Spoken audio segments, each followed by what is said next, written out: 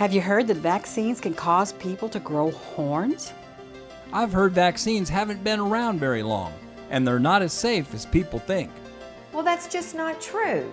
The Chinese invented the smallpox vaccines in the year 100. In 1747, Scottish physician James Lind discovered that eating fresh citrus fruit could prevent people from getting scurvy. Louis Pasteur had developed the vaccines against fowl cholera, anthrax, a major livestock disease that in recent times has been used against humans in germ warfare, and the dreaded rabies. In the 1940s, over 500,000 people a year were paralyzed or died from the polio infection. Since 1955, when Dr. Jonas Salk introduced the polio vaccine, the disease has almost all but disappeared from the face of the earth. How do vaccines work? When we are babies and young children, our bodies have not had time to create antibodies. And so, to help us develop these antibodies sooner, scientists have developed life-saving vaccinations. A vaccine is simply a tiny piece or weakened version of a virus or bacteria. They let our immune system identify what the disease looks like and help develop memory cells that rid the body of that particular disease. So, if a real infection were to ever happen, the body would be ready. Thanks to vaccines, the U.S. was able to eliminate the measles in the year 2000. But in recent years, because parents are refusing to vaccinate their children or are vaccinating their children later than doctors recommend, the cases of measles are on the increase. Are vaccines safe?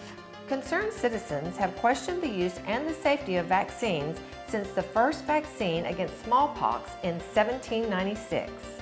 Political cartoons of the era reflect concerns that people who received the cowpox inoculation would grow horns, tails, and other attributes of cows. In recent years, vaccines have been targeted as the cause of the increase of autism rates throughout the world.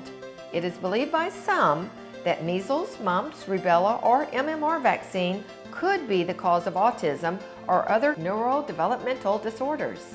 Fortunately, the scientific community and governments have taken the accusations seriously and have worked hard to investigate these claims using scientific research and rigorous studies.